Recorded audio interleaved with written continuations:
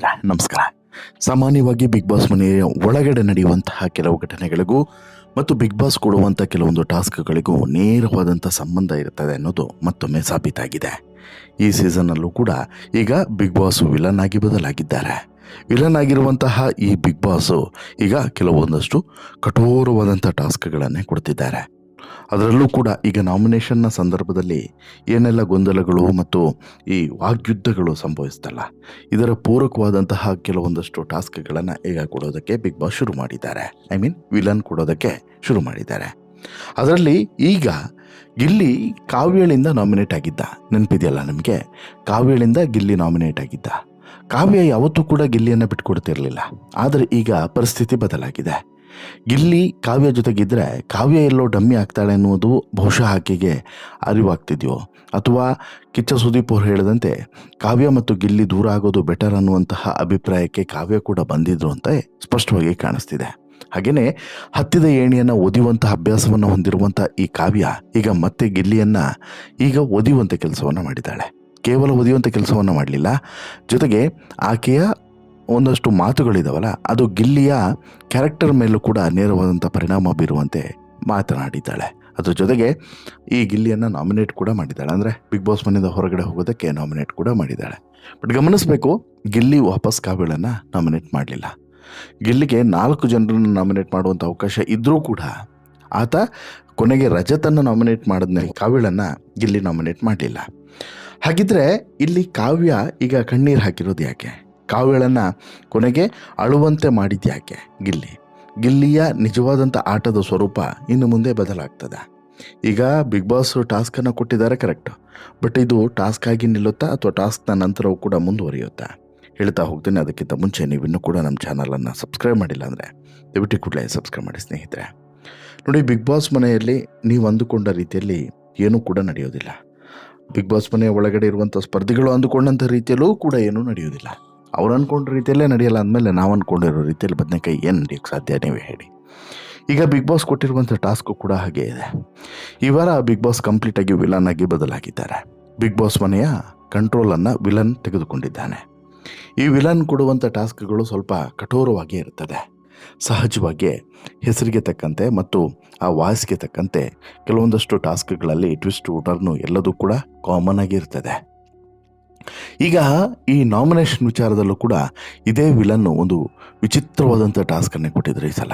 ಎಲ್ಲರನ್ನು ಕೂಡ ಲೈನಾಗಿ ನಿಲ್ಲಿಸಿ ಈಕೆಗೆ, ಯಾರು ಚೈತ್ರ ಕುಂದಾಪುರ, ಸದ್ಯಕ್ಕೆ ಮನೆಯ ಕ್ಯಾಪ್ಟನ್ ಆಗಿರುವಂಥ ಚೈತ್ರ ಕುಂದಾಪುರಗೆ ಈ ಕ್ಯಾಪ್ಗಳನ್ನು ಕೊಡ್ತಾಳೆ. ಆ ಕ್ಯಾಪ್ನಲ್ಲಿ ನಂಬರ್ಸ್ಗಳು ಇರ್ತದೆ, 0, 1, 2, 3, 4, 5 ಈ ರೀತಿ. ಇದೇ ರೀತಿ 0, 2, 1, 2, 3, 4, 5 ಈ ರೀತಿ ನಂಬರ್ ಇರುವಂಥ ಕ್ಯಾಪ್ಗಳನ್ನು ಒಬ್ಬೊಬ್ಬರಿಗೆ ಕೊಡ್ತಾ ಹೋದಂಥ ಸಂದರ್ಭದಲ್ಲಿ ಕಾವ್ಯಗೆ ಕೊಟ್ಟಂಥ ಕ್ಯಾಪ್ನಲ್ಲಿ 2 ಆಪ್ಷನನ್ನು ಕೊಟ್ಟಿರ್ತಾರೆ, ಅಂದರೆ ಇಬ್ಬರನ್ನ ನಾಮಿನೇಟ್ ಮಾಡ್ಬೋದು ಅಂತೇಳಿ. ಆ ಸಂದರ್ಭದಲ್ಲಿ ಕಾವ್ಯ ತೆಗೆದುಕೊಂಡಂಥ 2 ಹೆಸರು ವೆರಿ ಸರ್ಪ್ರೈಸಿಂಗ್ 2 ಹೆಸರುಗಳೇ. 2 ಕೂಡ ಸರ್ಪ್ರೈಸಿಂಗೇ. ಕಾರಣ ಏನು ಅಂತ ಹೇಳಿದ್ರೆ, ಆಕೆ ತೆಗೆದುಕೊಂಡಿದ್ದು ಒಂದು ಗಿಲ್ಲಿಯ ಹೆಸರನ್ನು, ಮತ್ತೊಂದು ರಜತ್ನ ಹೆಸರನ್ನು. ಎಸ್, ಯಾವಾಗ ಕಾವ್ಯ ಗಿಲ್ಲಿ ಹೆಸರನ್ನು ತೆಗೆದುಕೊಂಡ್ರೋ, ರಜತ್ ಆದರೂ ಬಿಡಿ, ಬಟ್ ಕಾವ್ಯ ಗಿಲ್ಲಿ ಹೆಸರನ್ನು ಯಾವಾಗ ತೆಗೆದುಕೊಂಡ್ರೋ ಇದು ಎಲ್ರಿಗೂ ಕೂಡ very shocking and very surprising ಅಂತೇಳಿ ಅನಿಸಿತ್ತು. ಜೊತೆಗೆ ಇಲ್ಲಿ ಕಾವ್ಯ ಗಿಲ್ಲಿಯ ಬೆನ್ನಿಗೆ ಇಷ್ಟು ದಿನ ಚೂರಿ ಹಾಕ್ತಿದ್ರೆ ಇವತ್ತು ಎದೆಗೆ ಚೂರಿ ಹಾಕುವಂಥ ಕೆಲಸವನ್ನು ಮಾಡಿದ್ಲು ಅಂತ ಹೇಳಿಬಿಟ್ಟು ಸಾಕಷ್ಟು ಜನ ಅಭಿಪ್ರಾಯವನ್ನು ಪಟ್ಟರು. ಅಟ್ ದಿ ಸೇಮ್ ಟೈಮ್ ಆಕೆ ಕೊಟ್ಟಂಥ ಕಾರಣಗಳು ಕೂಡ ಇನ್ನೂ ವೆರಿ ಶಾಕಿಂಗ್ ಆಗಿತ್ತು. ಏನು ಆಕೆ ಹೇಳಿದ್ದೇನು? ನಾನು ಎಷ್ಟು ಹೇಳಿದ್ರೂ ಕೂಡ ಕೇಳದೆ ಗಿಲ್ಲಿ ನನ್ನನ್ನು ರೇಗಿಸ್ತಾನೆ, ಇದರಿಂದ ಸಮಸ್ಯೆ ಆಗೋದು ನನಗೆ. ನಾನು ಸ್ನೇಹಿತೆಯಾಗಿ ತುಂಬ ಸಲ ಹೇಳಿದ್ದೀನಿ, ಆಮೇಲೆ ತಪ್ಪನ್ನು ತಿದ್ದುಕೊಳ್ತೀನಿ ಅಂತೇಳಿ ಹೇಳಿದ್ರು ಕೂಡ ಮತ್ತೆ ಅದೇ ಮಾಡ್ತಾನೆ. ನಾಮಿನೇಟ್ ಮಾಡಿದರೆ ಅದರ ಸೀರಿಯಸ್ನೆಸ್ ಬಹುಶಃ ಆತನಿಗೆ ಅರ್ಥ ಆಗಲಿ ಅಂತೇಳಿ ನಾನು ನಾಮಿನೇಟನ್ನು ಮಾಡ್ತಾ ಇದ್ದೀನಿ ಅಂತೇಳಿ ಕಾವ್ಯ ಹೇಳ್ತಾ ಇರುವಂಥದ್ದು. ಇದಕ್ಕಿಂತ 1 ದಿನ ಮುಂಚೆ ಇದೇ ಕಾವ್ಯ ನಾನು ಮತ್ತು ರಘು ಸೇಮ್ ಬೋಟ್ನಲ್ಲಿದ್ದೀವಿ ಅಂತ ಹೇಳ್ಬಿಟ್ಟು ಇದೇ ಗಿಲ್ಲಿಯ ವಿಚಾರಕ್ಕೆ ಹೇಳಿದರು. ಅಂದರೆ ಗಿಲ್ಲಿ ಏನೇ ಹೇಳಿದ್ರು ಕೂಡ ಕೇಳಲ್ಲ, ಅವನು ರೇಗಿಸ್ತಾನೆ ಅನ್ನುವಂಥದ್ದು. ಇಲ್ಲಿ ಗಿಲ್ಲಿ ರೇಗಿಸೋದೇ ಬಹುಶಃ ಈ ಕಾವ್ಯಗೂ ಕೂಡ ದೊಡ್ಡ ಸಮಸ್ಯೆಯಾಗಿ ಪರಿಣಮಿಸಿದೆ. ಇಲ್ಲಿ ಕಾವ್ಯ ಹಿಂದೆ ಗಿಲ್ಲಿ ಹೋಗುವಂಥದ್ದೇ ದೊಡ್ಡ ಸಮಸ್ಯೆಯಾಗಿ ಕಾವ್ಯಗೆ ಕಾಣಿಸ್ತಿದೆ ಅಂತೇಳಿ ಅನ್ನಿಸ್ತಿದೆ. ಯಾಕಂತ ಹೇಳಿದ್ರೆ ಇವತ್ತಿಗೆ ಒಂದು ಅರ್ಧ ಏನು ಬಿಗ್ ಬಾಸ್ನ ಗೇಮ್ ಮುಗಿದಿದೆ. ಅರ್ಧ ಗೇಮ್ನಲ್ಲಿ ಈಗ ಕಾವ್ಯ ಇದ್ದರು, ಏನೇ ಇದ್ದರೂ ಕೂಡ ಇಷ್ಟೇ ಫೈನಲ್ವರೆಗಂತೂ ಕಾವ್ಯ ಹೋಗೋದಿಲ್ಲ ಅನ್ನೋದು ಆಕೆಗೂ ಕೂಡ ಗೊತ್ತು. ಇಷ್ಟು ದಿನಗಳ ಕಾಲ ಇದ್ದೆ ಅಲ್ಲ, ಇನ್ನೂ ಕೂಡ ಗಿಲ್ಲಿಯ ಜೊತೆಗೆ ನಾನು ಹೋದರೆ ಕಷ್ಟ ಆಗ್ತದೆ. ಸೊ ದಟ್ಟು ಗಿಲ್ಲಿಯಿಂದ ಈಗಲೇ ನಾನು ದೂರ ಆಗೋದು ಬೆಟರ್ ಅಂತ ಹೇಳಿಬಿಟ್ಟು ಕಾವ್ಯ ಲೆಕ್ಕಾಚಾರ ಇರಬಹುದೇನೋ ಗೊತ್ತಿಲ್ಲ. ಆದರೆ ಕಾವ್ಯ ಕಂಪ್ಲೀಟಾಗಿ ಗಿಲ್ಲಿಯನ್ನು ಅವಾಯ್ಡ್ ಮಾಡೋದಕ್ಕಂತೂ ಶುರು ಮಾಡಿರೋದು 100% ಸತ್ಯ. ಇದರ ಮುಂದುವರೆದ ಭಾಗವಾಗಿ ಯಾವಾಗ ಗಿಲ್ಲಿಯನ್ನು ಕಾವ್ಯ ನಾಮಿನೇಟ್ ಮಾಡಿದ್ಲೋ ಅಲ್ಲಿಗೆ ಗಿಲ್ಲಿಯ ಮನಸ್ಸು ಕಂಪ್ಲೀಟಾಗಿ ಒಡೆದು ಹೋಗ್ಬಿಡುತ್ತೆ. ಬಹುಶಃ ನೀವು ಗಮನಿಸಿರ್ತೀರ, ಆಕೆ ಆರಂಭದಲ್ಲಿ ಗಿಲ್ಲಿಯನ್ನು ನಾಮಿನೇಟ್ ಮಾಡುವಂಥದ್ದು, ಎರಡನೇ ಹೆಸರನ್ನು ರಜತ್ ಹೆಸರನ್ನು ತೆಗೆದುಕೊಳ್ಳುವಂಥದ್ದು. ಆ ಸಂದರ್ಭದಲ್ಲೂ ಕೂಡ ಗಿಲ್ಲಿ ಏನೂ ಕೂಡ ಮಾತನಾಡದೆ ಮೌನವಾಗಿ ಏನೋ ಒಂದು ಗಾಢವಾದಂಥ ಆಲೋಚನೆಯಲ್ಲಿದ್ದ. ಆಯಿತಾ, ಅದಾಗಿ ಈ ರಜತ್ ನಾಮಿನೇಟ್ ಮುಗಿದ ಬಳಿಕ ದೊಡ್ಡ ಜಗಳ ಆಗುತ್ತೆ. ಯಾರ ನಡುವೆ? ಈ ಧ್ರುವಂತು ರಜತ್ ನಡುವೆ ದೊಡ್ಡದೊಂದು ಕಿತ್ತಾಟ ನಡೀತದೆ. ಸುಮಾರೊಂದು 10-15 ನಿಮಿಷಗಳ ಕಾಲ ಈ ಕಿತ್ತಾಟ ನಡೆದರೂ ಕೂಡ ಗಿಲ್ಲಿ ಏನೂ ಕೂಡ ರಿಯಾಕ್ಟನ್ನೇ ಮಾಡೋದಿಲ್ಲ. ಸುಮ್ಮನೆ ಪೂಲ್ ಒಳಗಡೆ ನಿಂತ್ಕೊಂಡು ಎಲ್ಲವನ್ನು ಕೂಡ ನೋಡ್ತಾ ಅಬ್ಸರ್ವ್ ಮಾಡ್ತಾ ಇದ್ದ. ಯಾರ್ಯಾರು ಏನೇನು ಮಾಡ್ತಿದ್ದಾರೆ, ಏನೇನು ಆಗ್ತಿದೆ, ಸುಮ್ಮನೆ ನಿಂತ್ಕೊಂಡು ಎಲ್ಲವನ್ನು ಕೂಡ ನೋಡ್ತಾ ಇದ್ದ. ಹಾಗಾದರೆ ಇಲ್ಲಿ ಅದಾದ ಬಳಿಕ ನಡೆಯುವಂಥದ್ದೇ ವೆರಿ ಇಂಟ್ರೆಸ್ಟಿಂಗ್ ಡೆವಲಪ್ಮೆಂಟು. ಅಷ್ಟಾದರೂ ಕೂಡ ಗಿಲ್ಲಿ ಸೈಲೆಂಟಾಗಿ ಇರೋದು ಯಾಕೆ ಅಂತ ಹೇಳಿದ್ರೆ ಕಾವ್ಯ ಮೇಲಿನ ಬೇಸರಕ್ಕೆ. ನಾಮಿನೇಷನ್ ಪ್ರಕ್ರಿಯೆ ಮುಗಿದ ಬಳಿಕವೂ ಕೂಡ ಈ ಕಾವ್ಯ ಬಗ್ಗೆ ಗಿಲ್ಲಿ ಮಾತನಾಡೋದಕ್ಕೆ ಶುರು ಮಾಡಿದ. ಕೆಲವರು ಇಷ್ಟು ದಿನಗಳ ಕಾಲ ಬೆನ್ನಿಗೆ ಚೂರಿಯನ್ನು ಹಾಕ್ತಿದ್ರು, ಇವತ್ತು ಎದೆಗೆ ಚೂರಿಯನ್ನು ಹಾಕಿದ್ರು ಅಂಥೇಳಿ ನೇರವಾಗಿ ತನ್ನ ಆಕ್ರೋಶವನ್ನು ಹೊರಗಡೆ ನೇರವಾಗಿ ಹಾಕ್ದ. ಅದರಲ್ಲೇನು ಕೂಡ ಮುಚ್ಚುಮರೆ ಮಾಡಲೇ ಇಲ್ಲ. ಅದಾದ ಬಳಿಕ ಬಿಗ್ ಬಾಸು ಮತ್ತೊಂದು ಟಾಸ್ಕನ್ನು ಕೂಡ ಕೊಡ್ತಾರೆ. ಆ ಟಾಸ್ಕ್ನ ಭಾಗ ಏನು ಅದನ್ನು ಹೇಳ್ತೀನಿ. ಬಟ್ಟು ಇದರ ಮುಂದುವರೆದ ಭಾಗವಾಗಿ ಗಿಲ್ಲಿ ಎಲ್ಲಿವರೆಗೆ ಈ ಕಾವ್ಯಳಿಗೆ ಕಾಡೋದಕ್ಕೆ ಶುರು ಮಾಡ್ದ ಅಂತ ಹೇಳಿದ್ರೆ, ಅಕ್ಷರಶಃ ಕಾವ್ಯ ಇನ್ನು ಮುಂದೆ ಆ ರೀತಿ ಯಾರಿಗೂ ಕೂಡ ಮಾತನಾಡಬಾರ್ದು, ಯಾರನ್ನು ಕೂಡ ಆ ರೀತಿ ಬಳಸ್ಕೊಳ್ಬಾರ್ದು. ಜೀವನದ ಉದ್ದಕ್ಕೂ ಆಕೆ ಯಾರನ್ನು ಕೂಡ ಆ ರೀತಿ ಬಳಸ್ಕೊಳ್ಬಾರ್ದು. ಆ ರೀತಿಯಲ್ಲಿ ಗಿಲ್ಲಿ ಕೊಡೋದಕ್ಕೆ ಶುರು ಮಾಡಿದ್ದಾನೆ ಕಾವ್ಯಗೆ.